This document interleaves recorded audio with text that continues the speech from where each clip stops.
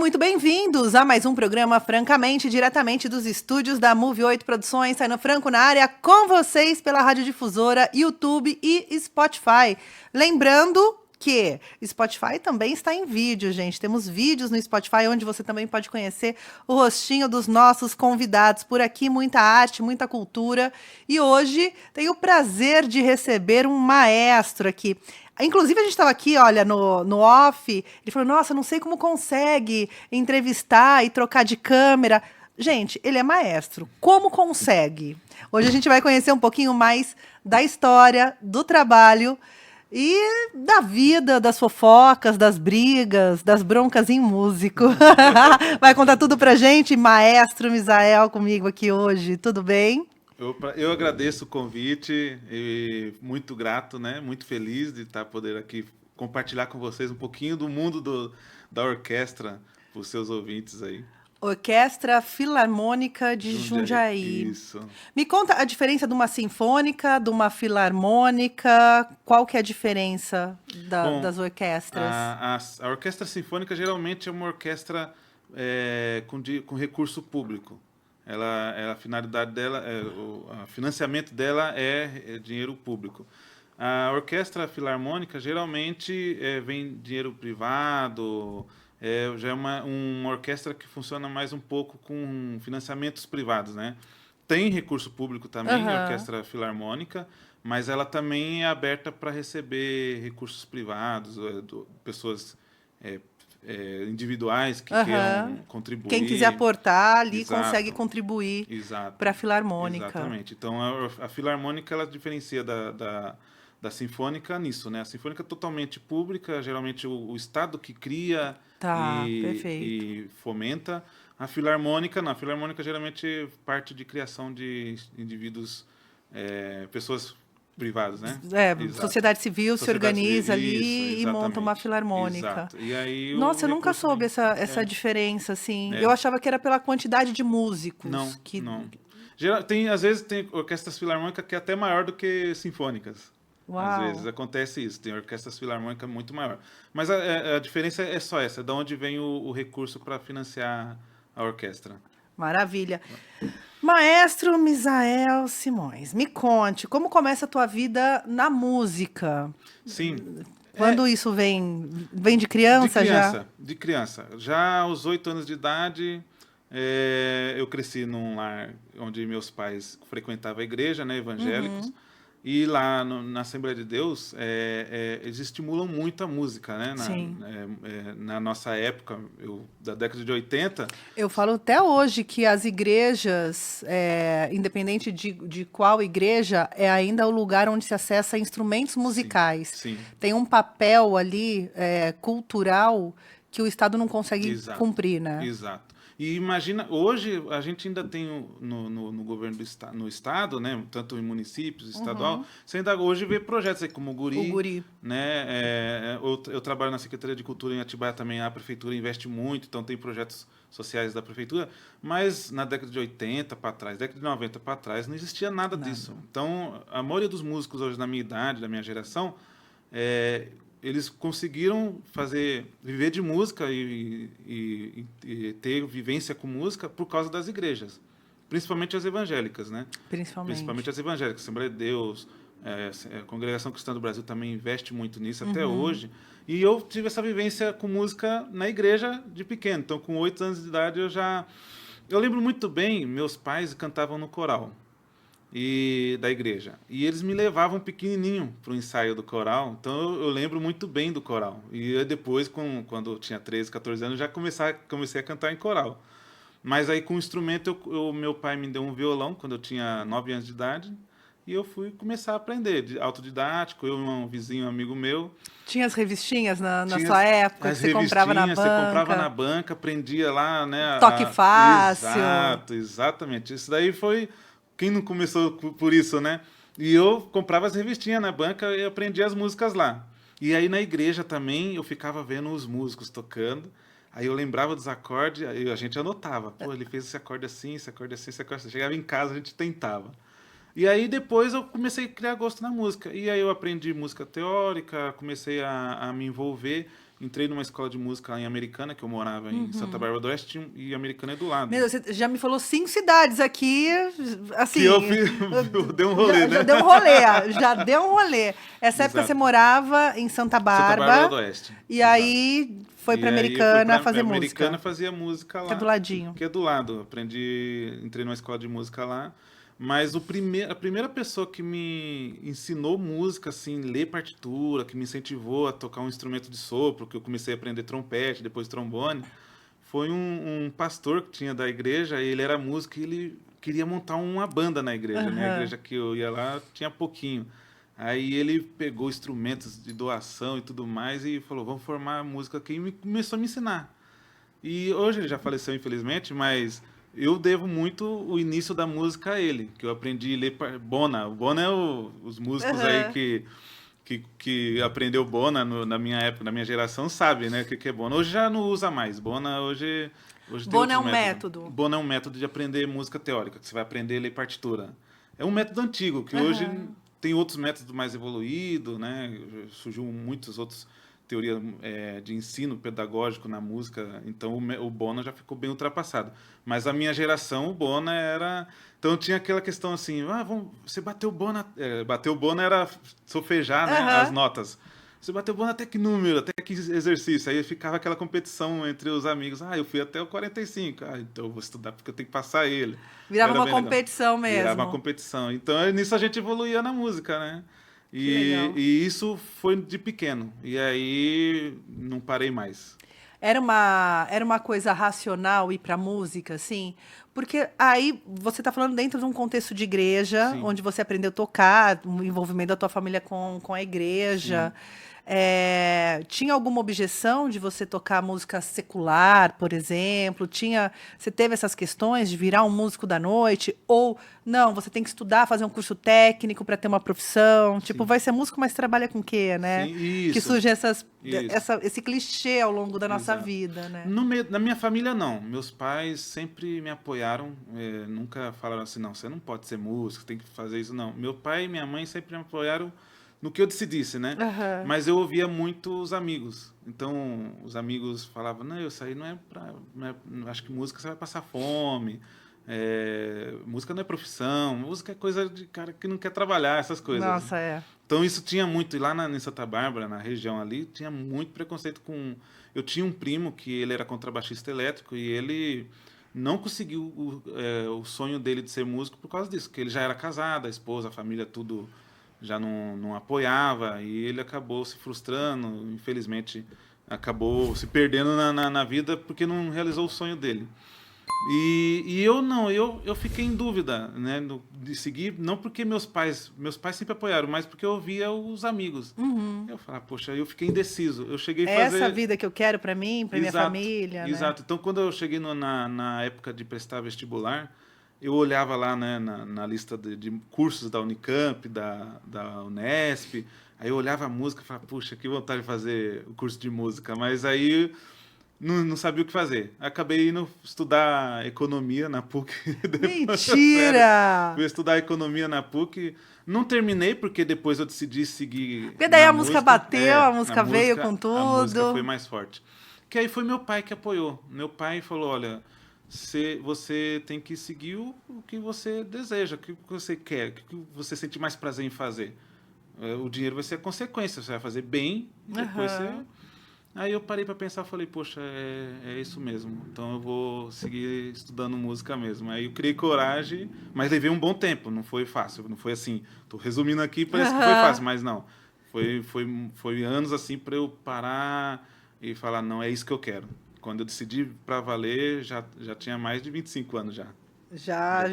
Então, mas aí que é legal, porque também tem uma maturidade de fazer escolhas, né? Exato. Porque mesmo quando a gente escolhe o que vai ser quando crescer, né? Que Sim. isso quer dizer, a faculdade que a gente vai fazer, o rumo que a gente vai tomar na nossa vida, é um lugar de muita utilidade, né? Você tem que fazer uma faculdade que te dê dinheiro, que pague suas contas. Exato. Ninguém pergunta, você vai ser feliz fazendo isso? Verdade. Não tem essa pergunta. Não tem essa pergunta, não. É absolutamente sobre o dinheiro que você vai ganhar e como você vai se manter, enfim. É óbvio, gente, que o dinheiro traz uma estrutura que traz Felicidade no sentido de acesso à saúde, boa alimentação, boa moradia, enfim, né? Exato. Então, o dinheiro traz todas essas coisas. Mas a pergunta é sempre essa, né? O que você vai ser quando crescer, só que a gente é muito novo para responder, né? Eu acho que a pessoa decidir a profissão com 16, 17 anos é muito novo. É muito novo. A gente não sabe nada da vida. Você não começando ainda a viver. Começando, não tem experiência. Não tem experiência. Né? Eu acho difícil, eu acho que 25 anos foi o momento certo que eu sabia o que eu tinha que fazer.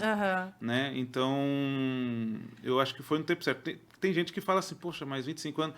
Ainda tem isso, né? Você começar a carreira de música com 25 anos é muito tarde. Você tem que começar cedo. Tem isso ainda no meio dos músicos. Eles acham que... Todo mundo que é um menino prodígio, que toca piano com 3 anos, exato. né? Eles acham que você... E ainda assim, por exemplo, tem as grandes escolas de música aqui no Brasil, que é a EMESP, a Conservatório de Tatuí, exato. Na verdade, lá eles exigem que, se você for prestar para entrar, fazer o curso de música lá no instrumento que você escolher, eles exigem que você já entre com uma performance. Então, você já, com 16 anos lá, você já tem que ter um nível, você não pode entrar básico. Você tem que, já tem que entrar com conhecimento no instrumento. Então, por exemplo, se você quer ser violinista, com 16 anos, você quer entrar numa EMESP, que é uma das escolas de música mais fortes, né, do Brasil, você tem que entrar já sabendo tocar violino. Então, que eles fazem banca para você fazer teste, tudo. Que eu acho que não deveria de ser assim. Acho que você tem que ter um processo, né? Sim. De iniciar e aí depois um plano de carreira. Então, você decidir, sei lá, né, mais para frente. É que esses processos acabam ficando a cargo, teoricamente, do Estado, né? Sim. Com os municípios. Eu falo que a política se faz no município, né? Sim. Que é onde a gente alcança, mora, onde a gente mora. Exato. Enfim, então, o projeto Guri, que você citou aqui, embora seja um programa do Estado de São Paulo, ele acontece nos municípios ali, que é uma educação musical ali para criança, né? O projeto Guri é legal. Eu trabalhei lá 10 anos.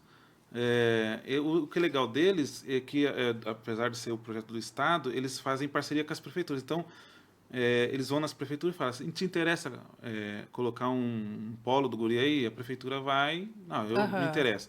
Então, a prefeitura banca ali a estrutura, local, para as instalações, e o Estado banca o salário dos professores, os instrumentos, né?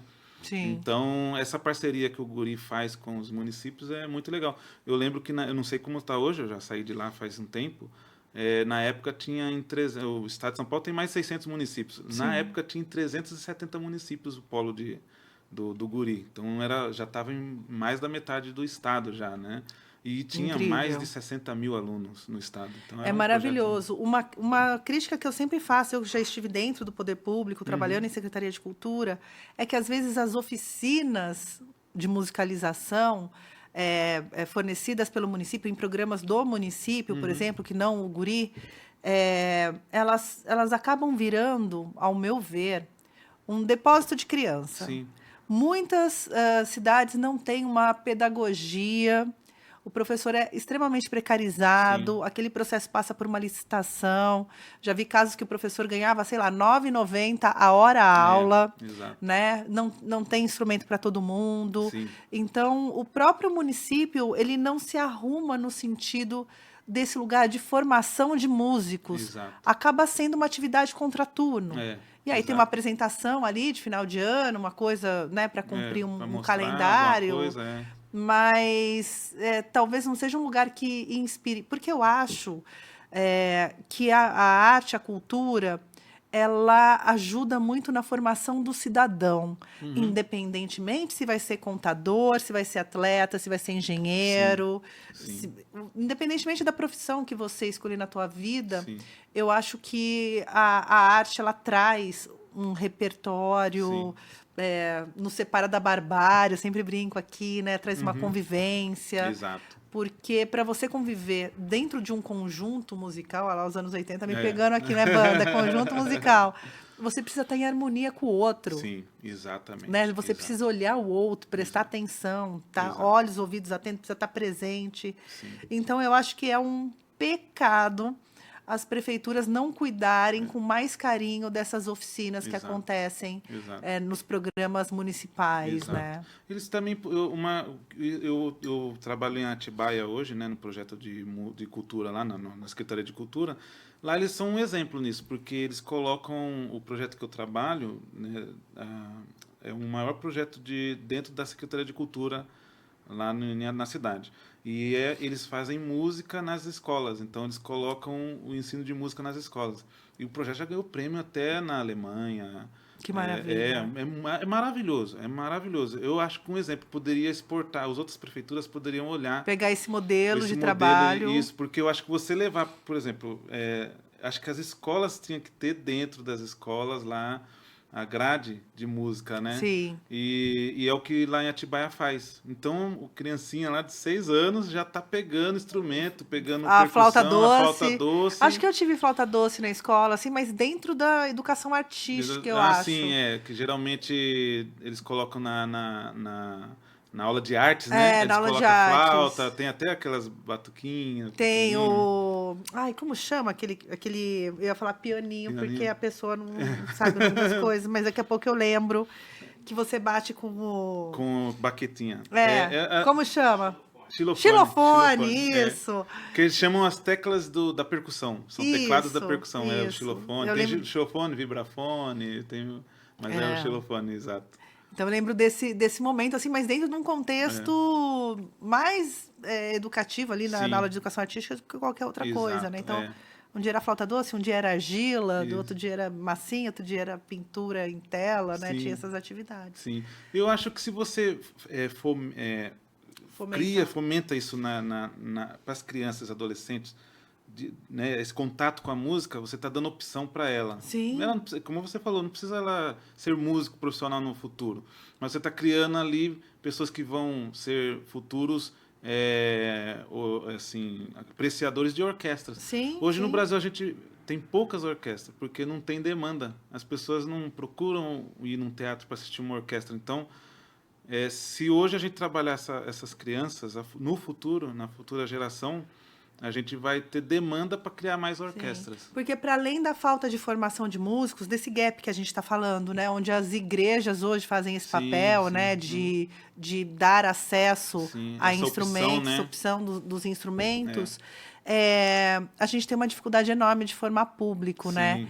Por muito tempo a questão de orquestras e acesso ao teatro era uma questão de classe social mesmo, né? Porque a música erudita a melhor música, é a alta cultura. Então, para você ir no teatro, você tem que estar vestido de acordo. Tem aquele protocolo. Tem o protocolo. Né? Então, a gente viveu, ainda de certa forma, vive nessa sociedade onde... se você mora num lugar periférico... Obviamente, você consome rap e funk e música popular. Para você ir até um Teatro Municipal de São Paulo, que é aquela coisa enorme, absurda, lá, né? tal, no centro ali. Parece que você precisa fazer parte de algo, né? E muitas pessoas que eu converso, assim como elas não consomem museus, né? E às vezes a entrada é gratuita, mas elas não vão porque... elas não se sentem pertencentes. Sentem aquele mundo, né? A mesma coisa orquestra. Ainda que você coloque uma orquestra no Ibirapuera para tocar, ainda tem uma questão de...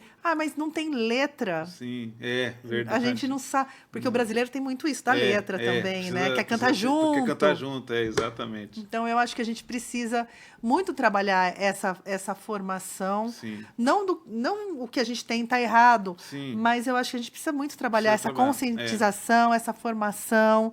E de dizer que a música ela é acessível a todos os ouvidos, né? Verdade, verdade. A gente tem alguma coisinha, mas ainda é muito pouco. Não sei se você já ouviu falar do Instituto Bacarelli, que é um projeto que fica ali na favela de Heliópolis, né? Maravilhoso. É maravilhoso ali. Quantas crianças ali, nossa, hoje estão morando fora, que são músicos profissionais, vivem de música fora do Brasil, saiu de lá. Mas ainda é muito pequeno. É um em São Paulo, eu acho que tem um na Bahia que chama Neo Jubá. Tem no Rio também. No Rio também tem um projeto que eu não lembro o nome.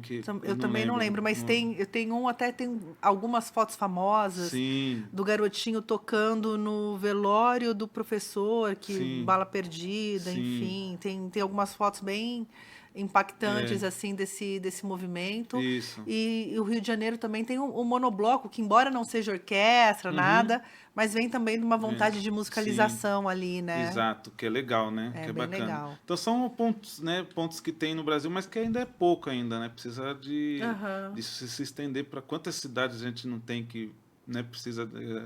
quantos talentos que a gente às vezes está até perdendo né? no meio artístico, no meio da música, né? Então... eu acho que se toda a sociedade se unir em prol disso, né? Em prol da arte, da cultura. Em prol da arte, da cultura. É que ainda a gente tem aqueles resquícios, né? Artista é vagabundo, arte não serve para nada. Exato. Porque é sobre isso também, né, Misael? A gente vive numa sociedade que a gente tem que ser útil. Exato. Né? Exato. E as pessoas não conseguem enxergar isso na arte, embora elas consumam arte o tempo todo. Exato. O tempo todo. Exato. Você entra no teu carro, você liga um som, você liga a TV, você tá com um livro na mão. Você está consumindo coisa que algum artista produziu. Alguém pensou. Aquilo partiu do sensível e do invisível de alguém, né? Exato. E a gente não tem essa dimensão, né? É como se... Para que a gente precisa de mais um museu? Para que a gente precisa de mais uma banda? A gente precisa de mais uma orquestra, a gente precisa de mais médico, a gente precisa de mais... Como se uma coisa fosse anular a outra, né? É uma discussão também. É somar, né? É somar.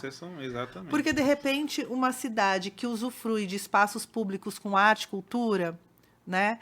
Ela é uma cidade menos adoecida. Exato. É uma cidade com mais segurança pública, né? Sim, com certeza. Porque uma praça que acontece uma atividade artística, ela é uma praça mais segura do que uma praça deserta. Exato. Né? É exatamente isso. Então, a cultura, a arte também é transversal nessa conversa, né? Exatamente. Viu? Aí, vamos voltar para tua vida aqui, que eu quero as fofoquinhas de Misael, entendeu? Você optou lá fez sua opção pela música aos 25 anos. E aí, voltando lá ao Misael de 25 anos, você queria o quê com a música para tua vida? Eu sempre tive o sonho de viver de música, né? E aí eu comecei a estudar contrabaixo, eu sou contrabaixista, né? Minha formação musical. Meu instrumento favorito na vida. Ah, é? Olha só que legal. Eu amo contrabaixo. Nossa, contrabaixo é um instrumento imponente, né? Você chega no lugar, as pessoas já... Nossa, que instrumento... É que eu sempre falo, o contrabaixo, quando eu era criança, assim, foi o primeiro som que eu separei da música. Ah, é? Porque a música é uma coisa só. Tá tocando, você é criança, você não tem noção. Exato. Você vê a banda tocar, você não sabe exatamente o som que sai de cada lugar. Ainda, né? E eu lembro quando o contrabaixo fez sentido, assim, pra mim, eu falei, cara, eu gosto muito desse som. Contrabaixo. E aí fui procurar, daí na época, década de 80, tinha uma galera que tinha um disco do Jaco Pastores ali, que aí o baixo, aí fui conhecendo bandas e, enfim, artistas que o baixo era bem proeminente, assim. O funk, né, que traz o baixo. O baixo também. Então, o jazz, né? O jazz. Nossa, o baixo... ele tem um protagonismo no jazz também. Nossa, eu era apaixonada pelo Ron Carter. Fui no show do Ron Carter, chorei horrores. Nossa, chorei. Cara, demais. Chorei. Né? Que legal. E eu fui... o contrabaixo, para mim, era o... Eu queria ser contrabaixista. Quando eu vi o contrabaixo, quando eu era criança ainda, eu falei, nossa, que instrumento bonito, preciso aprender isso daí. Aí eu aprendi o elétrico primeiro, e depois eu fui pro acústico. E aí eu falei, eu preciso estudar e eu quero ser músico de orquestra. Era o meu desejo, ser músico de orquestra. Já tinha esse foco. Não queria ter banda, não queria lançar disco, música em novela, nada disso. Queria ser músico de orquestra. Eu falei, não, eu preciso ser músico de orquestra. Era o que eu queria. Porque quando eu comecei a estudar música, né, a teoria musical e tal, eu comecei muito a pesquisar música clássica. Né? E aí eu já começava a ouvir os contrabaixos na música clássica, Beethoven e tudo mais. Aí depois eu falei, nossa, eu preciso aprender música clássica. E eu comecei a estudar música clássica. E aí eu estudei contrabaixo, tudo. E aí eu vou ser músico de orquestra. Só que aí, orquestra no Brasil são muito poucos, né? Cheguei a tocar em algumas assim. Mas aí depois veio assim, para começar a trabalhar e pagar suas contas, aula. Eu falei, mas eu não quero dar aula, né? Eu quero tocar em orquestra. Eu quero ser músico, eu não quero ser professor. Tocar em orquestra, não quero ser professor. Mas só que quando eu comecei a dar aula, aí eu descobri um outro lado na música que começou a mexer comigo. Que era ensinar a pessoa e você ver depois a evolução dela. Isso pra mim. Você foi lá com o método Bona? Você foi lá fazer a molecada bater o Bona? Quando eu comecei a dar aula, eu já estava. Porque eu aprendi o contrabaixo num outro método, né? Que era um método Simambios, é um método americano antigo de contrabaixo também. Hoje já não. Ele está meio ultrapassado também, Mas era um método que tinha, né? Todos os contrabaixistas da minha geração aprenderam nesse método, um dos, né? E tinha um outro alemão também, o Dirty Sauer também, que é um outro método de contrabaixo e cello. E aí eu aprendi nesse Simambios e aí eu comecei a ensinar nele, que é um método muito difícil para iniciar, comparado com os métodos de hoje, que é muito mais fácil, a criança aprende a tocar muito mais rápido, né? E aí depois eu tive um aluno que até hoje eu tenho contatos com ele, na época ele tinha 13, 14 anos, ele pegou, aprendeu rapidinho. Daqui a pouco ele tentou entrar. Ele falou assim, professor, eu quero ser contrabaixista. Eu falei, não, então vamos para cima. E aí eu peguei, dei as dicas para ele ali em algumas coisas que ele poderia fazer, ensinei uma música específica de contrabaixo para ele, contrabaixo, solo de contrabaixo e piano. Ele foi lá, fez o teste na EMESP em São Paulo, passou. Falei, nossa, então eu sou professor mesmo. Eu sou um bom professor. O sucesso de ser professor veio quando o menino passou na EMESP. Quando ele passou na EMESP, ali eu tive... Poxa, eu quero ser professor também. Eu quero ser músico de orquestra, mas também quero ser professor. Aí eu me dediquei a dar aula também, né? Foi depois eu entrei no Guri. Você ficou 10 anos. Quanto tempo você ficou no Guri? No Guri eu fiquei 10 anos. 10 anos. 10 anos dando aula lá. Mas isso antes eu dava aula na igreja. Antes do Guri, né? Eu dava aula na igreja, dava aula em escolas particulares, dava aula particular também, mas muito nas igrejas, né? Principalmente Assembleia de Deus, tanto aqui em Jundiaí quanto lá em Várzea. Dava aula nas igrejas. E aí você vê assim, o seu aluno começar a tocar uma música e você ensinou ele a aprender do zero, colocar o dedo, pegar o arco, tocar com pizzicato, que é tocar com o dedo ali. Aí você fala, poxa vida, eu que fui o primeiro a passar essa informação para ele. Eu que tô criando essa pessoa aqui, exato. né? E depois depois de muitos anos dando aula aí, eu já tenho uns 20 anos dando aula aí já. Hoje eu encontro, às vezes, um rapaz grandão que chega assim, ô professor, eu falo, vixe, eu não conheço, mas você tá falando... Você não, moleque, sai daqui. Exatamente isso. Assim, você está chamando o professor, eu dei aula para alguém. Já pessoas que já é casado, que dei aula quando tinha 13. Você tá dando aula já pro filho da pessoa. Eu tô dando aula pro filho da pessoa e ele já casado aí. Então isso é legal, isso é bacana. Então não tem dinheiro que paga isso, sabe? Você poder ensinar... E depois eu fui me especializar, né? Eu continuei tocando em orquestra, fazendo cachê em orquestra ali, participando de festivais de música que tem no Brasil, e dando aula junto. E aí eu falei, eu vou me especializar nisso. Aí eu fiz uma faculdade de licenciatura em música, né? Para pegar mais pedagogia. Fiz algumas especializações, né? De métodos que estavam surgindo aí novos, né, pedagógicos para ensinar música. Então eu comecei a me especializar, fazer cursos por aí afora, viajar para outros lugares, fazer cursos pedagógicos na área da música, que é legal pra caramba. Aí você saber... Você se encontrou, assim, de verdade nesse lugar, né? Exato. Que nem era uma opção clara para você. A minha primeira opção era ser músico de orquestra. Músico de orquestra. E a vida vai lá e fala, meu amigo, você tem mais para oferecer, vamos lá. Eu quero que você compartilhe esse conhecimento, Você tem um monte de vida para arrastar, vamos lá, garoto. Nossa, isso tem cada história. No Guri mesmo, ali eu tive uma experiência muito grande, dei aula. Eu tive um aluno que ele era cego. E para mim foi um desafio. Eu nunca tive um aluno com qualquer deficiência, né? E aí a mãe dele chegou lá no Guri, ela conversou com a coordenadora, falou, olha, eu tenho um aluno, meu filho, assim, eu queria ver se é possível ele fazer aula, né? Aí a coordenadora chegou, Misael, tem um aluno aqui. E eu era o único, acho que tinha vaga ali, né? Aí eu falei, não, eu quero, é um desafio. Eu não sabia o que fazer. Como que eu vou dar aula para uma pessoa que não enxerga nada? E ele ainda tinha uma dificuldade que ele não tinha movimento na mão esquerda completo, né? Então, imagina, como é que eu vou ensinar um aluno que não tem tanto movimento a pegar o contrabaixo com a mão esquerda e fazer notas? Contrabaixo, né? Já vai ser a fisioterapia da pessoa. Exato. E aí cheguei na minha chefe e falei, e agora o que eu vou fazer? Ela falou, não, vamos junto tentar, pesquisamos, não tinha nenhum método para aquilo, né? Eu falei, eu acho que eu vou aprender ensinando. Vou aprender a dar aula para ele. E aí comecei a ensinar ele E aí sentindo também quais são as dificuldades. Exato. Porque também a gente parte do pressuposto, principalmente quando a gente está diante de uma pessoa PCD, em qualquer esfera, né? É que a gente vai dar conta de um método, alguma coisa, sem conversar com a pessoa.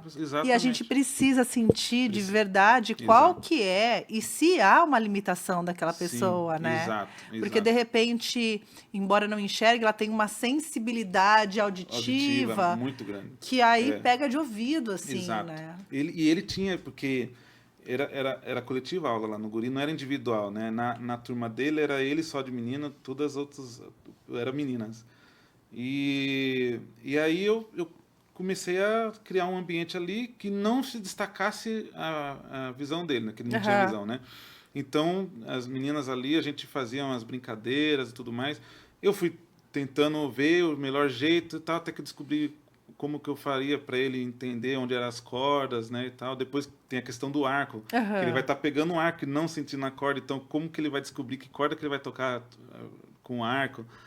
Aí foi um trabalho assim que foi bem difícil, mas consegui achar os caminhos. Passou 6 meses depois, ele estava tocando junto com as meninas lá. Na audição, que tinha audição de final de semestre, a família dele toda foi em peso lá assistir, a avó, tio, foi até cachorro assistir lá. Cachorro, papagaio, e ele tocou, a gente colocou para eles tocar a música da Nona Sinfonia de Beethoven, ele tocou a música junto com as meninas lá, eram 7 alunos, né, com ele, 6 meninas e ele, e tocou junto com elas. A mãe depois, no final, veio chorando, me abraçar e falar, eu nunca imaginei que meu filho ia tocar um instrumento desse tamanho, que o contrabaixo era maior que ele. Enorme. Ele tinha uns 12 anos, mais ou menos, né? Hoje ele já tem uns 20 anos, acho. Ele depois seguiu, a mãe dele colocava ele para fazer tudo, né? Então ele fazia aqui no Bolão, aqui em Jundiaí. No Peama. Ele fazia lá o Peama, e aí ele se destacou como um atleta paralímpico. Né, ele ganhou prêmio pela cidade. Aí depois ele parou com a música e foi seguir mais atletismo. O esporte, que foi legal pra caramba pra ele. Mas ele evoluiu muito no contrabaixo, assim. E aí, como o contrabaixo, eu não colocava ele para tocar em cima. Então eu descobri um jeito dele tocar mais lá embaixo, umas oitavas acima do que as outras alunas tocavam. Mas tocava a mesma música que ele conseguia tocar o primeiro dedo, o segundo dedo. Nossa, eu fiquei muito contente com aquilo, porque aí você viu que... Você desenvolveu a tua maneira, o teu método de dar aula, né? Para uma pessoa PCD. Exatamente. Então eu já tive... Eu gosto muito de dar aula para criança, mas também eu gosto muito de dar aula para idoso. Então eu já dei aula para um senhor de 80 anos, que o sonho dele era tocar na orquestra da igreja dele lá, né? Ainda há tempo para mim, gente. Olha só, se o senhorzinho com 80 anos conseguiu, aprendeu. Eu com 43, quem sabe? Olha lá, tá vendo? Não é tarde nunca para ninguém. É que às vezes falta um pouco de disciplina, falta um pouco de garra para esses momentos, porque eu sou uma ótima plateia, sabe? Assim, então, eu já me satisfaço sendo plateia. Mas você vê uma coisa que depois que eu com as minhas andanças aí fazendo curso para dar aula na área pedagógica, eu acabei descobrindo que, né, não tem idade para você aprender. A gente acha que assim, poxa, eu sou muito velho, não tenho mais condições de aprender. Na verdade, é porque a gente tem muitas ocupações para fazer, né? Tem conta para pagar, tem que trabalhar, então a gente não é a prioridade. Mas tem a mesma capacidade de que qualquer criança tem. O adulto até é mais fácil, porque a criança ainda está se desenvolvendo com a coordenação motora, né? O adolescente já está um pouco mais, já está desenvolvido ali a coordenação motora, mas o adulto já está com a coordenação motora pronta. Sabe que eu estava pensando esses dias, assim, com os meus botões, que eu acho que a gente tem muito mais dificuldade para desaprender do que para aprender uma coisa nova. Exato. Porque eu falo desaprender no sentido, a gente vai se incutindo nossas limitações, a gente vai ficando um adulto mais medroso, a gente vai colocando ali na nossa cabeça dezenas de limitações, porque eu não consigo fazer, não consigo dirigir, não consigo tocar. Exato. E é tão mais difícil desaprender esse não que a gente já se deu, do que de fato aprender uma coisa nova. Tá pensando isso porque eu não falo inglês e nem toco contrabaixo. Então, gente, eu preciso desaprender esse meu hábito de achar que eu não vou conseguir. Porque consegue. Eu acho que é mais fácil a gente aprender do que desaprender. Exatamente. Pô, essa daí eu nunca tinha pensado por isso aí que você falou. E eu nem tinha bebido, fiquei pensando nisso sozinha, não tinha bebido. Né? Mas hoje eu ainda tenho uma aluna lá no projeto lá em Atibaia que eu dou aula de violoncelo também. Não sou violoncelista, né? Mas os projetos, geralmente, você dá aula por naipe, né? Então, no caso das das cordas, a gente dá aula de cordas graves. Quem é contrabaixista dá aula de contrabaixo e violoncelo. E quem é violinista dá aula de violino e viola, né? Que é as cordas agudas. Isso em todos os projetos. Guri também tem isso, né? E lá eu dou aula de violoncelo para essa aluna. Ela tem 80 anos também, faz aula lá com a gente. Que lá. legal. Ela toca tudo bonitinho, é impressionante. Uma coisa que eu tenho amado ver, assim, é a quantidade de orquestras de violeiros que tem acontecido nos municípios, assim. Sim. Como eu presto consultoria em alguns municípios, eu tenho visto que todo município tem uma orquestra de viola com pessoas de idade, pessoas que já se aposentaram, pessoas que nunca tiveram sua vida ali no trabalho, dedicada à família, que seja. E aí, depois de uma certa idade, foi aprender a tocar viola. Ah, que legal. E hoje se apresentam, assim, né, em municípios e tal. Então, tenho visto muita orquestra de viola ali da melhor idade, sabe? Assim, os 60 a mais. Eu tenho achado isso maravilhoso. E isso para eles é incrível, né? Claro. É incrível, porque imagina, é questão de saúde, Misael. Porque eles estão vivendo... Porque eu acho que uma das grandes questões também do envelhecimento, né? É esse isolamento. Exato. É como se a pessoa não fosse mais capaz de contribuir. Ela se sentiu inútil, Inútil, né? Porque é isso. A pessoa tem que contribuir para a sociedade. Ela não pode existir. Ela tem que contribuir. Tem que ser útil. Isso, exatamente. E aí, quando elas se encontram em um grupo para fazer música... Pra elas, aquilo ali... é nascer de novo. Exato. Muitas vezes é nascer de novo. As pessoas vão se sentir bem, ela vai viver, né? Ela vai continuar vivendo. E então, impacta na saúde física, na saúde mental, na convivência, em tudo, né? É impressionante como isso para pessoas com mais de 60 anos, a música ajuda muito. Ajuda para todas as idades, né? Mas para quem tem idade mais avançada, nossa, E a música importante. Ajuda para quem toca, para quem escuta, a música é um negócio, une tudo, né? É um negócio maravilhoso. E aí você, professor do Guri, você há 5 anos está à frente da Orquestra Filarmônica, um pouquinho mais de 5 anos, quase 6 já. Em 2019 que a gente começou, 6 anos, né? 6 anos. E o desejo de ser maestra aí já foi por... Porque o que a gente sabe de maestro?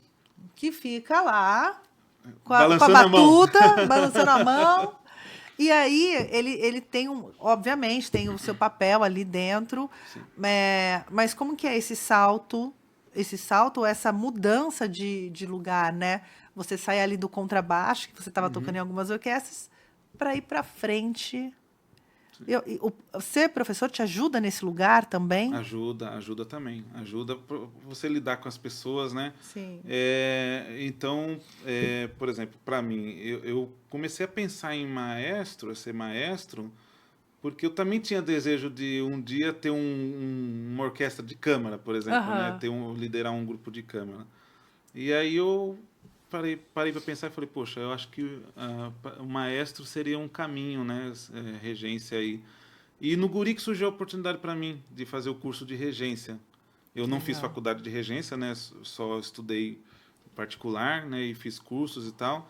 E o Guri foi onde eu tive essa oportunidade, porque lá tinha as orquestras dos alunos e tinha uma orquestra de grupo de referência, né?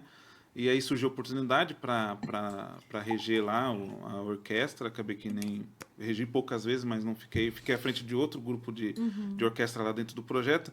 E aí eles ofereceram, olha, Misael, se você se interessar por regência, a gente pode bancar um curso para você. E aí eu fui e fiz pelo Guri. E para mim foi muito bom. Ali eu falei, não, eu acho que eu vou. Agora minha nova etapa é ser maestro. Virou uma chavinha ali. Virou outra chave. Porque a gente sempre tem, né, para onde a gente ir e continuar evoluindo, né? Então ali foi onde que surgiu. E eu já tinha um desejo antigo de uma orquestra, né? Liderar uma orquestra. Antes era ser músico de orquestra, depois passou um desejo de liderar uma orquestra. E eu vi que a regência, o maestro, seria um caminho. E aí eu comecei a me dedicar nisso. Então, foi daí que eu já abandonei mais o contrabaixo e fui mais para a regência, para maestro, né? E assim, para quem não entende, a gente está aqui com a nossa audiência, os nossos ouvintes pela rádio, o pessoal do YouTube, Spotify. Qual é o papel do maestro? Ok, regente. O que é cada mão? o que na prática, Sim. assim, o que significa? Sim. A mão direita do maestro, ele vai reger o andamento da música, o tempo, né? Vai dar o andamento de como vai surgir o ritmo da música, né? O ritmo. Pulsação. E a mão esquerda, ela vai determinar se aqui vai ser mais forte, o som vai ser mais fraco, se os violinos vão fazer um som menor, a hora que vai dar a entrada da flauta. Lógico que eles sabem a entrada, mas o maestro coordena isso, né? A entrada da flauta, a entrada dos metais, a entrada... Então, a mão direita rege o andamento. Vai aqui no... E a mão esquerda dá aquela dinâmica de som forte, som fraco, piano, que é tocar bem baixinho. Um som imponente, né? Então, é aqui a mão esquerda que faz o brilho da música, e a mão direita, basicamente um andamento, exatamente. Perfeito. Então, tirando dúvida da galera aí, minha também, né? Que quer ser maestro, que quer ser maestro ou quer entender, porque às vezes a gente brinca, né? Faz assim, né? Exato. E brinca e tal. Eu vi uma vez na internet uma orquestra que era tipo um concerto didático. Eu quero fazer isso também com a nossa orquestra, um concerto didático, né? Que eles estavam fazendo ali algumas músicas, tinha a plateia ali, eles explicando o que estava acontecendo, né? E aí eles chamavam alguém da plateia, vem aqui reger a orquestra. E a pessoa chegava lá, ele não falava nada, faz aí que você... Ela balançava e a orquestra seguia o que ela estava fazendo. Nossa, isso é legal. E aí vira uma brincadeira, né? Você vai testando, você coloca a mão para cima, você coloca a mão para baixo. Exatamente. Eu acho que eu quero fazer um negócio desse aqui ainda em Jundiaí. Demais. Bem bacana. A gente falou aqui em algum momento sobre esse lugar de formação de público, né? Das orquestras. Então, tem orquestras que tocam música popular, tem a orquestra de música jamaicana, tem algumas orquestras que tocam músicas populares, choro, enfim, que já está no inconsciente popular, né? E as orquestras que tocam as músicas clássicas, vão tocar Beethoven, vão tocar Bach, vão tocar sinfonias, enfim. E aí, o público vai se atraindo ou não ali pelo que se apresenta, né?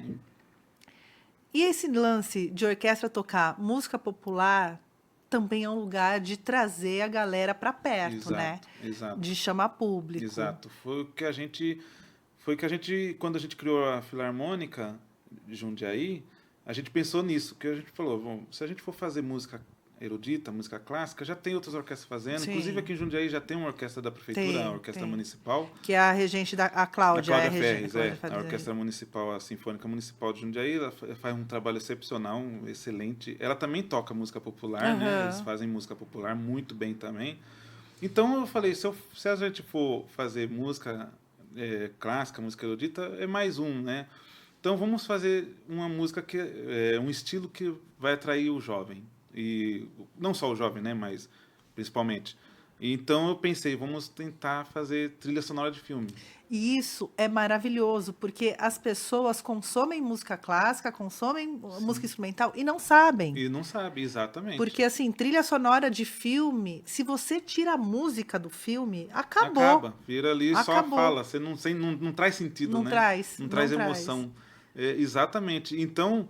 E a música trilha sonora de filme, os compositores, todos eles têm referências da música clássica. Sim. Inclusive, uma proposta depois, mais para frente, o que eu quero fazer é trazer comparação da música clássica com as músicas de trilha sonora de filme. Tem muita semelhança. Muita. Então, se você pegar, por exemplo, tem um compositor inglês, que chama Gustav Holst. O cara escreveu músicas em 1800 e alguma coisa. E as músicas dele, tem uma sinfonia que ele fez que é dos planetas. Então ele fez sinfonia do planeta Júpiter, Marte e tal. A sinfonia Júpiter é muito parecida com a marcha imperial do Star Wars. Muito parecido, igual, idêntico. Então, quer dizer, o John Williams, que é o compositor da trilha sonora do Star Wars... Bebeu dessa fonte aqui. Ele bebeu da fonte de um cara que escreveu há quase 200 anos atrás, mais de 200 anos atrás, né? Sim. Então, era a referência dele ali. Então, as músicas de trilha sonora que a turma ama hoje, tem muito do DNA da música erudita, da música clássica. Eu estava aqui com o Johann Kisser, que é um músico, é filho do Andreas Kisser, do Sepultura, enfim... E ele estuda música, teoria musical, enfim, se formou. E ele fala das sinfonias, de como uma obra do Bach era exatamente o que é um disco, o clima. Sim. Então tem uma abertura, aí você cresce, exato. Aí você tem uma balada ali, exato. Né? E termina lá em cima. Exato. Então ele foi explicando como a música clássica e como as sinfonias ali, elas reverberam a lógica de uma sinfonia. Sim. Ainda faz muito sentido para a indústria musical e para a forma de se pensar música. Exato. Ainda, né? Exato. Nos climas de música mais dançante. Até, isso aqui era uma música mais de protesto, isso, né? Exato. Tirando tudo da música clássica, da música erudita. A música clássica, ela é referência... Ela responde tudo, né? Tudo. O rock o rock tem muito da música clássica. O metal, principalmente, né? Você pega ali... as bandas de metal melódico, né? Exato. Os roqueiros bebem muito acho que eu não lembro quem que eu vi uma entrevista, eu não lembro de que banda que era. Ele fala, não sei se foi o guitarrista que eu esqueci o nome agora, do AC/DC, esqueci o nome dele. Me fugiu. Ele fala, eu estudei música clássica quando eu estava aprendendo música. Ele falou, eu estudei muito música clássica. Então, hoje o que eu faço na guitarra, foi referência à música clássica. A maioria das bandas... Sim. O Metallica, eles fizeram concertos com orquestra. Né? E eu acho maravilhoso isso. O Scorpion também fez, com a Filarmônica de Berlim. Várias bandas fizeram... lançaram seu ao vivo com orquestra, né? E também tem não só o rock, mas a nossa indústria musical, na década de 70, 80, os arranjos eram feitos pelo Lincoln Olivetti, tinha as orquestras de dentro dos estúdios, né? Sim. Que faziam ali toda a melodia ali de música popular, de Chico Buarque, de vários artistas que tocavam em rádio. Se você parar para ouvir, tem a mão de um maestro ali, tem uma orquestra, né? Hoje em dia, por exemplo, eu tenho um amigo meu, ele é violinista ali da Sinfônica de Campinas, e ele também escreve arranjo, né? Ele faz muito arranjo, que ele escreve muito para sertanejo, cantor sertanejo, os cantores famosos aí. E os caras começaram, ele tá ganhando dinheiro com isso. Ele não ganha mais, ele ainda toca na Sinfônica de Campinas, né? Não vai aposentar ali. Ele gosta. Foi pro sertanejo, ganha as moedas. Porque os caras... ele tá ganhando dinheiro com isso, porque... Eu acho que se ele ouvir isso aí, ele vai falar, você tá falando que eu tô ficando rica. Porque ele começou a ser contratado pelos sertanejos para orquestrar as músicas. Então, os sertanejos estão vendo isso e eles estão começando... Porque dá um tchan. Preenche a música, né? Porque, assim, a gente passou por um momento musical que... a música é o que for mais barato. Sim. Então, as bandas foram diminuindo de tamanho, os arranjos de estúdios, tira o músico, põe o sampler, absolutamente nada contra. Não, eu acho que cada coisa é o seu tempo, a sua vontade, o seu fazer. Mas a gente mudou esse lugar de fazer música, né? Sim. Mas eu não quero gravar com uma banda muito grande, porque depois eu não consigo viajar, não consigo... cachê, não paga, logística. Então, a gente tem várias questões na música. Mas eu acho incrível essa retomada, tal qual gravar discos inteiros tem voltado à tona do que só lançar single. Gravar um disco conceitual, pensado. Muita gente passa por aqui já voltando nesse conceito, né? Os arranjos também voltaram a ser uma pauta dentro do fazer musical, né? Exato. De ter realmente os instrumentos ali. E a gente tem visto muito, né? Os shows aí, por exemplo, Roberto Carlos gosta muito de fazer com orquestra. E os shows dele e é muito bem orquestrado. Muito bem orquestrado. E ele coloca a orquestra, ele faz questão de colocar a orquestra. É maravilhoso o show dele, assim. Você vê a orquestra ali tocando, aquele negócio... bem feitinho, nossa, é muito bom, muito bom. E aí agora você vê, por exemplo, eu vi shows, não fui lá ver, né, mas eu vi que teve shows no Allianz Parque, a Anitta acho que fez também um show que tinha orquestra, Chitão de Chororó e tudo mais, então a turma do popular tá começando a colocar a orquestra no palco, né? E colocar no palco, que eu acho super importante. Melhor do que colocar um VS. Exato. É óbvio que tem toda a parte logística, custo, tudo. Custo, mas Nossa, dá um outro brilho, né? Dá um outro brilho. Você colocar uma orquestra ali, Sim. é uma outra pegada. Então... E você falou da Anitta, eu acho... eu tenho um livro que foi feito por um músico que tá fazendo o doutorado dele, acho que na USP, em música e tal, mas ele é do funk. Então ele vai desmistificando, né? E ele lançou um livro falando o quanto o funk... Esse funk mesmo que a gente conhece e muita gente não gosta, o quanto ele bebe da música erudita. Ele sampleia a música erudita. Sim. Que é uma forma também... Fala, não, mas como que esse cara chegou no bar para samplear essa partezinha aqui? Como chegou... E eu acho que também é uma forma de popularizar, assim, guardada, gente, todas as proporções das coisas. Claro, sim. A Anitta colocar uma orquestra no palco... O Chitãozinho e Chororó, que são músicos populares, né? É um negócio É uma bem coisa maravilhosa, porque né? quem viu ali no palco, quem sentiu o poder da música ali naquele momento, ainda que, sei lá, tenha ido só pela Anitta ou só pelo Chitãozinho e Chororó, mas chega lá e vê um negócio... A possibilidade dele ir a um evento que tem uma orquestra tocando, sobe ali exponencialmente. Porque a pessoa vai olhar e fala, poxa, que negócio interessante, ela colocou uma Não é um bicho de sete cabeças não mais, né? Então a pessoa ela se sente mais pertencente àquilo, né?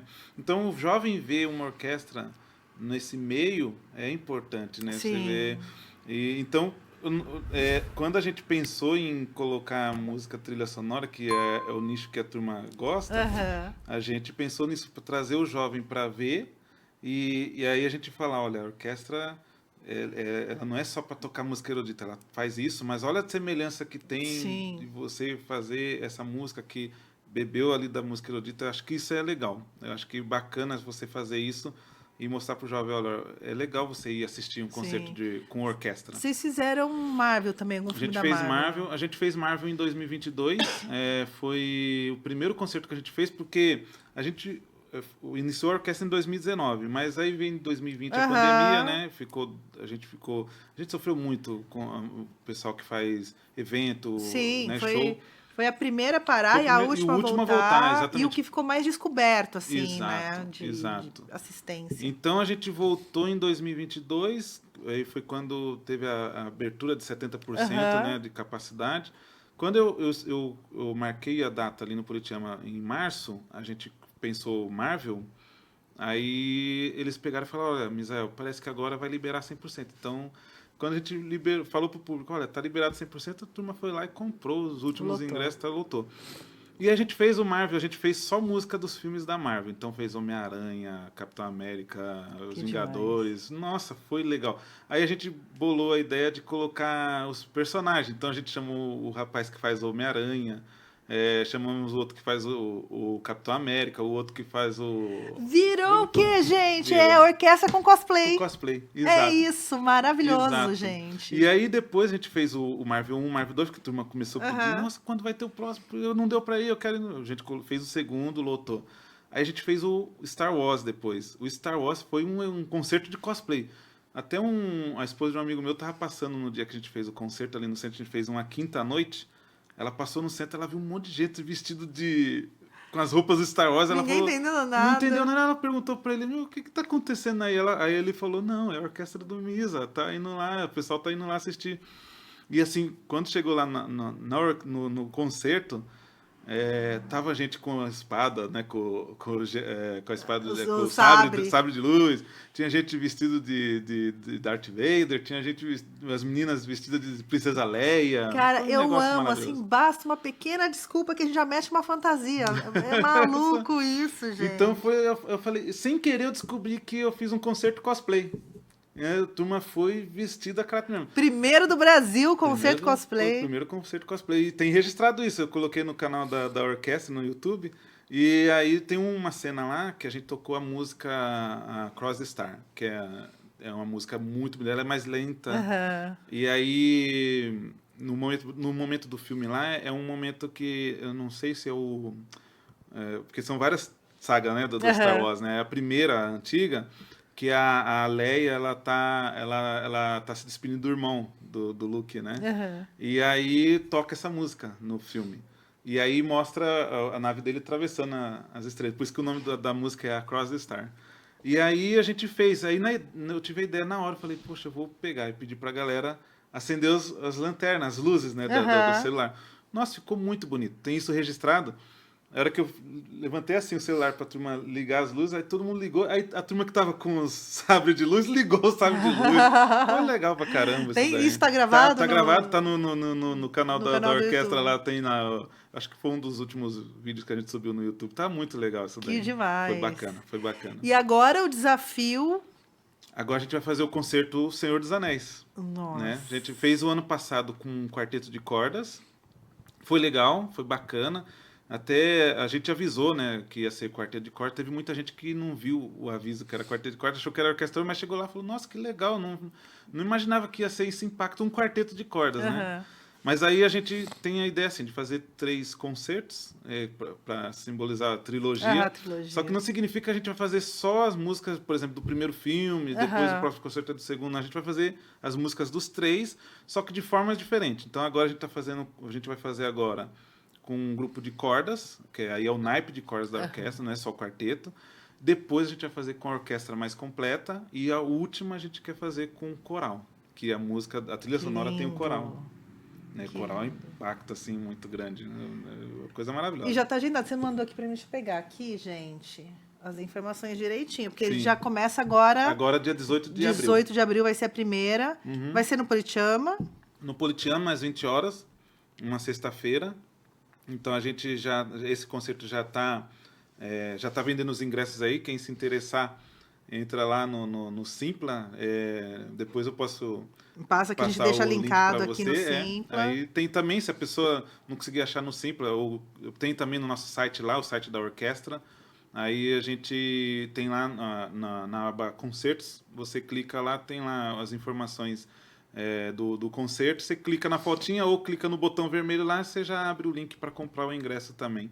Tá vendendo bem.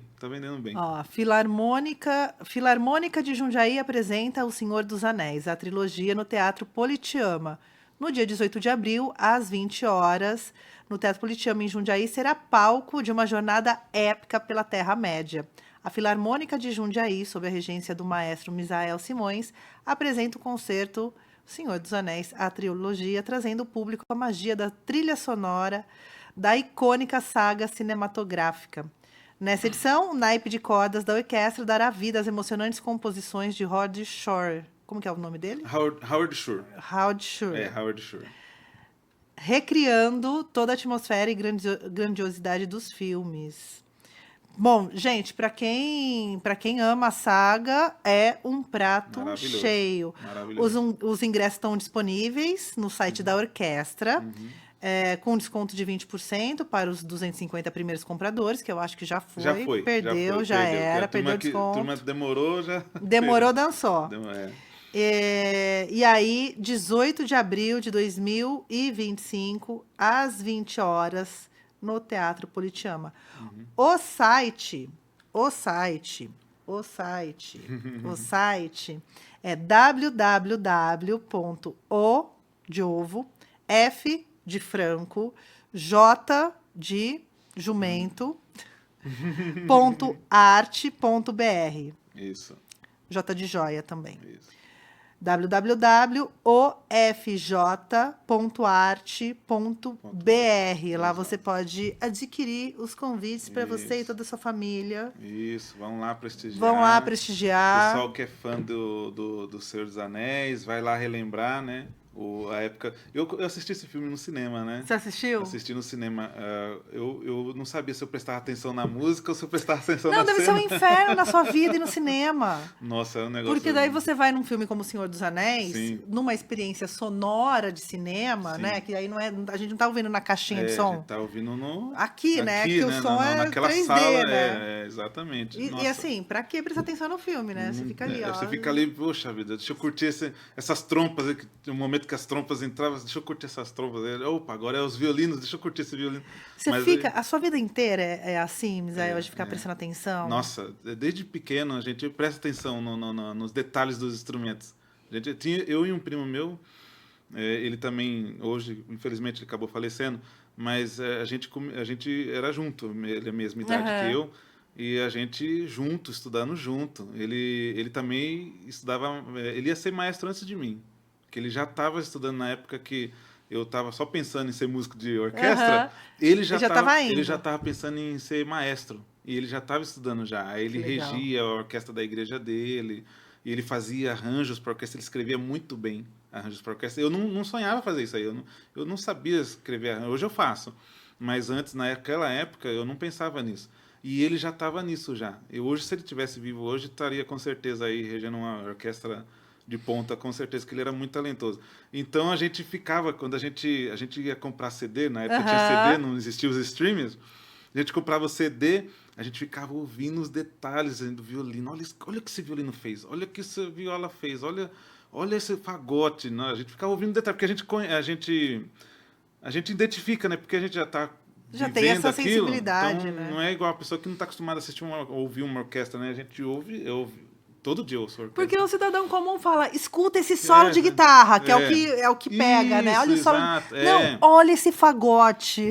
A gente já é outra coisa. Olha essa tuba aqui que entrou. Exatamente, você fez uma bela comparação. Que o cara que é mais de banda mais popular vai falar, olha a guitarra, olha o que esse teclado fez. A gente que ouve muito orquestra, a gente fala, poxa, olha o que o fagote fez aqui, olha seu boé, olha essa violino. Nossa, a gente fica... Então eu e ele ficava assim, ouvindo e deliciando daquilo, né? Então, quando vai assistir filme, a gente ia assistir filme que a trilha é muito bem feita, que destaca a orquestra, a gente não sabia se a gente prestava atenção na cena, ou se ficava ouvindo. E aí, o que a gente fazia? Por exemplo, eu tenho muito CD ainda de trilha sonora de filmes, né? Eu tenho CDs guardados em casa. Então, por exemplo, o filme O Gladiador, também a trilha sonora é fantástico. Fantástico. E um dos maiores compositores também é Howard Shore, que compôs o Senhor dos Anéis. O John Williams, que é um gênio. Todo mundo... Qualquer filme que eu falar aqui, a turma vai saber, esse é do John Williams, John Williams. Superman, ET, tudo John Williams. Harry Potter. E o Hans Zimmer, que compôs a trilha sonora do Gladiador, que compôs Interstellar e tal. Assim, fantástico. Então, aí você assistiu o filme, agora eu preciso ir na banca comprar o CD, porque eu quero ouvir essa trilha. A gente fazia isso, eu e meu primo era doente nisso. Então a gente então a gente assistiu o filme, não, deixa eu prestar atenção no filme, depois eu vou comprar o CD para assistir, ouvir só a orquestra. Não quero o DVD nem o Blu-ray desse filme, eu quero a trilha sonora, quero a trilha sonora. Meu Spotify, a lista a minha playlist é só trilha sonora de filme. Só trilha sonora. Que maravilhoso. Isso é bom demais. Me fala, como as pessoas podem conhecer e apoiar o trabalho da Orquestra Filarmônica Jundiaiense? Sim, a gente está abrindo um programa de Guardião da Música. Então, a gente tem lá no nosso site, se a pessoa entrar no nosso site, lá, o ofj.art.br, tem algumas informações lá de como apoiar a orquestra. A pessoa pode apoiar um concerto, por exemplo, ela pode apoiar ajudando um cachê de um músico. Perfeito. Né? Ou a gente vai abrir programas de assinatura, por exemplo, se a pessoa ela paga ali uma mensalidade de assinatura, ela vai ganhar descontos ou ganhar ingressos, a gente está bolando isso, mas a gente está criando o programa Guardião da Música. Então, a pessoa que vai patrocinar a gente, ela vai ser o guardião da música, vai guardar a música, né? Vai ajudar a música a existir, exatamente. Eu acho super importante, gente, esse tipo de movimento, porque às vezes a gente fica ali na internet ajudando, óbvio que se você pode contribuir, se você pode ajudar, quanto mais, melhor, inclusive, né? Mas, às vezes, a gente fica apoiando causas de gente que já é muito rica, entendeu? Que fica pedindo pix ali nos stories. E bem do nosso ladinho, né? Ao alcance dos nossos ouvidos, tem trabalhos incríveis, como o da Filarmônica de Jundiaí, que você que está em casa pode apoiar, pode ajudar que continue existindo. Tainã, mas eu não consigo ir. Tudo bem, mas, assim, contribua para que outras pessoas possam acessar este tipo de arte aqui na nossa cidade, não precisa ir para longe, né? Exato. A gente fica ali numa distância enorme.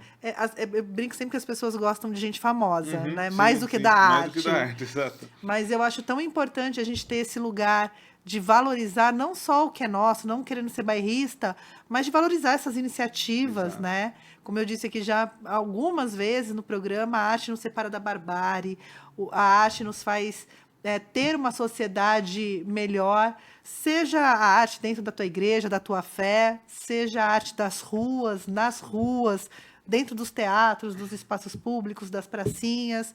Então, Isso. eu acho que a gente precisa desenvolver esse olhar, Sim, né? sim. E esse apoio mesmo, Exato, né? exato. Quanto mais a gente pensar em apoiar, porque você fazer uma orquestra dessa dar certo é trabalhoso, Eu custa, né? imagino. Quantas pessoas hoje envolvidas? Quantos músicos Né, na Filarmônica? hoje a maioria dos concertos a gente tem 50 músicos. Cara, é muita É gente! muita gente, muita gente. É 50 muita músicos. gente. Esse concerto a gente vai fazer com menos porque é só cordas, né? Aham. Então vai ser menos músicos, mas quando é a orquestra completa, 50 músicos. Fora o Fora a pessoal que galera de staff ajuda, ali, que ajuda né? ali no palco, tudo mais. Nossa. 50 músicas, bastante gente. Muitas brigas, Misael. Muitas brigas. Muitas brigas, muitas brigas. Até que Muitos ensaios muitos, cancelados. não, até que o ambiente. Tem brigas em outras orquestras aí, mas a Filarmônica. O nosso ambiente ali é legal. A turma gosta, porque o pessoal, de músico, ele gosta de fazer coisas diferentes. E é difícil. As orquestras hoje não estão tocando muito trilha sonora, né? Eles Aham. fazem, mas a prioridade deles, as principais orquestras no Brasil, é mais música erudita. Às vezes o músico ele tá meio cansado, ele gosta de tocar Não música erudita. aguento mais tocar Vila Lobos. Chega de Vila Lobos na minha vida. Ele gosta de tocar, mas só que ele quer fazer alguma coisa diferente. Então, quando a gente se reúne aqui, porque nenhum músico ainda é fixo na nossa Aham. orquestra, que a gente não tem condições de pagar músico fixo. Mas a gente contrata eles por concerto. E são os mesmos músicos, né? E Eles têm outros trabalhos. eles têm outros trabalhos em vivem orquestra ali, fixa, porque, né, depende, então, por exemplo, eu tenho músicos da Jazz Sinfônica. A Jazz Sinfônica é uma orquestra que faz muito, não sei se você conhece, ela faz muito música popular, Sim, né? Então, sim. né, com música popular brasileira. Mas eu tenho alguns músicos de lá que tocam com a gente aqui, tem alguns da USESP, tem alguns da Sinfônica de Campinas, e outros músicos que não fazem parte de nenhuma orquestra. Então, tem músicos de tudo quanto é lado. Não só daqui de Jundiaí também, de outras cidades. E aí eles querem fazer, porque é diversão você tocar trilha sonora. Claro. E quando a gente vai tocar, por exemplo, a gente fez o Marvel. A gente foi caracterizado Marvel. A gente não foi vestido de terno, como eles vão nas outras orquestras. A gente foi com camisa da Marvel, com camisa do Capitão América. Então, eles estão curtindo ali. Então, é um ambiente Cadê a galera da Marvel patrocinando essa orquestra? poxa, meu é verdade, Deus. Marvel. Patrocina a gente aí. Não, porque é isso, né? Você pega você tá fazendo um trabalho ali que leva, inclusive, as pessoas Exato. ao cinema. Exato, Ou assistirem o filme, assistirem de novo o filme no streaming. Porque eu duvido que você não saia de lá com uma vontadezinha de reassistir o filme. A turma, o pessoal, quando eu fiz o Star Wars, a turma falou, não, eu voltei a assistir a trilogia antiga e depois a trilogia mais atual. Quando a gente fez o Senhor dos Anéis com o quarteto de cordas, o pessoal tava falando, eu voltei a maratonar o Senhor dos Anéis para poder relembrar da história, ver as cenas no detalhe, para depois assistir no concerto com... Relembrar, né? É legal isso daí. Maravilhoso. É muito bacana, muito bacana. É isso, gente. Cultura estimula a cultura. É isso. Exato, é isso. Exato. Redes sociais para a galera conhecer mais o trabalho, o site. Rede social da orquestra. O Instagram da orquestra é @Filarmônica Jundiaí, tudo junto. @Filarmônica Jundiaí. A gente tem o YouTube também, se você digitar lá Filarmônica Jundiaí também, tem o nosso canal no YouTube. No Twitter, o X, né, que agora é X, né? É o X. Filarmônica Jundi, não tem o DI, é Jundi, Filarmônica Jundi. E também a gente está no Facebook, também Facebook Jundiaí, Filarmônica Jundiaí, e o site ofj.art.br. Maravilha. Isso aí. Obrigada demais. Eu que agradeço. Obrigada. Agradeço o Adorei convite. o papo. Que bom que deu certo da gente se encontrar e bater esse papo aqui. Exato. E você está convidado, vou destinar uns ingressos cortesia para você ir lá Olha assistir só, a gente. vou lá chorar, me emocionar. Vai lá chorar com a gente lá. Eu choro em show, nossa, eu sou boa plateia. Ai, que maravilha. Choro ali, ó, fico emocionada. Quando a música ressoa, eu não sei o que acontece. Olha aí, tá vendo? Não, É de emocionar. Teve um concerto, estamos encerrando, mas teve um concerto que o Marvel que a gente fez, Teve uma menina lá que me comentou num post da orquestra, ela falou assim, foi o melhor momento da minha vida. Ela falou isso, a gente fala, isso tá feito, então a gente se sente realizado o trabalho, né? Isso. Porque uma adolescente, tudo bem que ela tem muito ainda para viver, né? Ela vai ter muitos dias melhores da vida dela. Tomara, né? Que tomara que tenha, né? Não seja só esse.